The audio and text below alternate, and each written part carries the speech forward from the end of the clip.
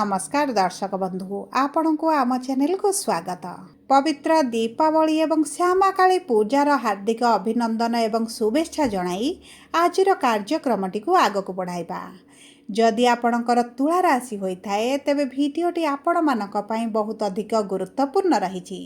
सेथिपई आपण भिडियोटी को शेष पर्यंत देखंतु एवं निजर व्यस्त बहुल समय मध्यरु मात्र 10 मिनिट समय आपण निज पई दियंतु। कहीं आमर आज कार्यक्रमटी समस्त तुला राशि व्यक्ति विशेषकर भाग्य परिवर्तन करिबारे निश्चित भाव में सहायक हेबो। सेथिपई आपण भिडियोटी को शेष पर्यंत देखि निजर प्रियजन सहित शेयर करंतु। देखंतु आपणक तुला राशि रे एही दीपावली बा श्यामाकाली पूजा दिन गुरु आसुचंती आपणकर केंद्र को बा आपणकर कर्मर गृह को एवं जेउठारे उच्च स्थिति रे रहिबे जहा फल रे आपणकर शुभाशुभ फल को द्विगुणित करिबे।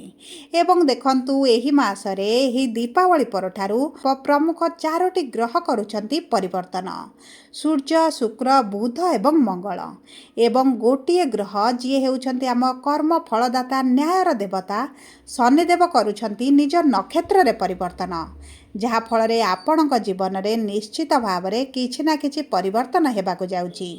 किंतु एही परिवर्तन आपणको शुभ फल देव ना अशुभ फल देव एही वीडियो रे विस्तृत भाव रे आलोचना करिबा। तेबे आसंतु जानिबा एही दीपावली परठारु आपणक जीवन रे कोन सब बड़ परिवर्तन हेबाकु जाउची। किंतु वीडियोटी आरंभ करने पूर्वरु जदि आपणकर भी तुला राशि होता है एवं आपण भी ईश्वर को आंतरिक भक्ति एवं विश्वास करती तेबे वीडियोटी को लाइक करंतु। कमेंट बॉक्स रे जय जगन्नाथ जय माँ लक्ष्मी अवश्य लिखि दियंतु। ता सहित आम सह जोगाजोग करबा पई चाहुथिले वीडियोर मध्य भाग रे एक व्हाट्सएप नंबर टी दिया जायछि जो नंबर साहाय्य रे आपण आम सह जोगाजोग करी निजर नूतन कुंडली प्रस्तुत करि परिबे, कुंडली विश्लेषण कराई परिबे किंबा आपणकर चाकरी विवाह व्यवसाय प्रेम संपर्क को नहीं किछि समस्या रहिछि ताहार सहजरे एवं स्वल्प मूल्य रे समाधान करि परिबे। सेतिपई आपण आम सह वीडियोर शेष पर्यंत जोड़ी होई रुहंतु एवं व्हाट्सएप नंबर माध्यम रे आम सह जोगाजोग करंतु। एबे आसंतु कार्यक्रमटी को आग को बढ़ाइबा एवं जानिबा केउ केउ क्षेत्र रे कौन कौन बड़ परिवर्तन हेबा पई जाउछि। देखंतु तुला राशिर व्यक्तिविशेष मानकर गत गोटे मास कि 2 मास हेब आपण बहुत मानसिक चिंतार रहउछंती एवं एही समय रे आपणकर बहुत अधिक अर्थ खर्च हेउछि। आपणकर लोन करज मध्य बढ़िबा आरंभ कलानी एवं किछि क्षेत्र रे एभଳି परिस्थिति हेउछि जे आपण जानि पारु नाहंती परिस्थिति को किभଳି संभाळिबे। कोन कले आपणक जीवन रे सब जिनिस पुणे थरे निज लाइन को आसीबो भारी। एमितिरे देखिबा को गले आपण बहुत कर्मी अटंती आपण कर्म करने को आग्रह प्रकाश करती किंतु देखंतु अर्थर समस्या को ना केवल अर्थ रे ही समाधान करा जाई परिबो। सेतिपई डरिबार बा चिंता करिबार कोनोसी आवश्यकता नाही कारण एही दीपावली परठारु ईश्वरक कृपारु ग्रह मानक स्थिति रे एमिति परिवर्तन हेबो जे आपणकर निश्चित भाव रे आर्थिक क्षेत्र रे बड़ परिवर्तन आपण देखिबे। तेबे देखंतु आपणक कर्म क्षेत्र स्वामी हेउछंती चंद्रमा।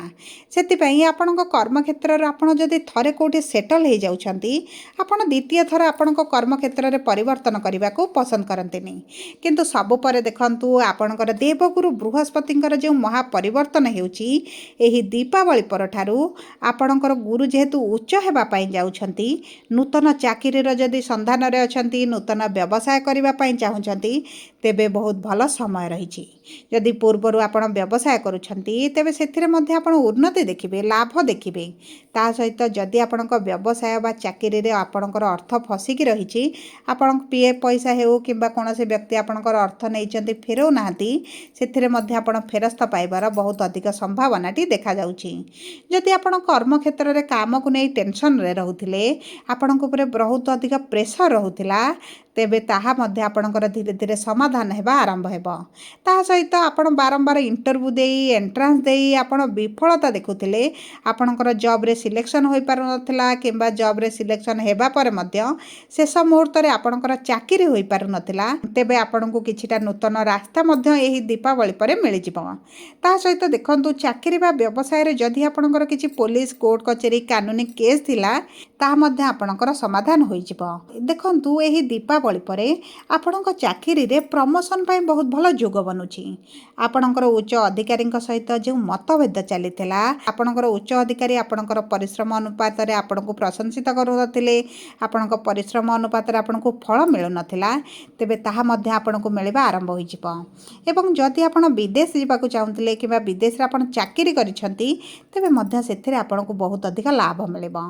एवं देखंतु जो व्यक्ति माने शेयर मार्केट रे लॉटरी रे किंबा एही भली कोनोसी संस्था रे कार्यरत अछंती किंबा अर्थ विनियोग पूर्वरु करिसंती तेबे आपणको सफलता प्राप्ति हेबो।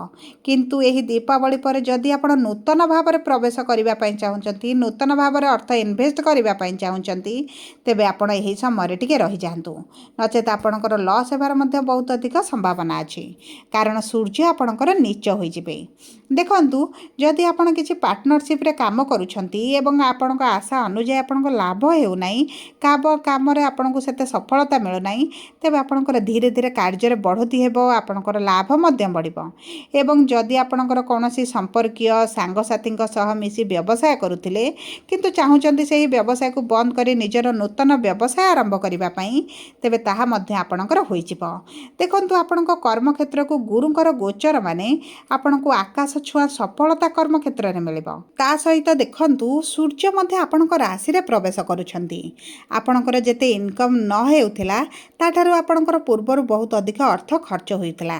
सूर्यंकर आपणक राशि को आसीबा एवं बृहस्पतिंकर चतुर्थ गृह को कर्मर गृह को जिबा पंचम दृष्टि आपणकर धनर भाव को देबार अर्थ हेउची आपणकर इनकम बढ़िबो किछि अचानक धन लाभ होई पारे जदि आपण ऋण थिला आपणकर लोन थिला आपण ताहा मध्ये एही समय मध्ये परिशोध करि पारंती।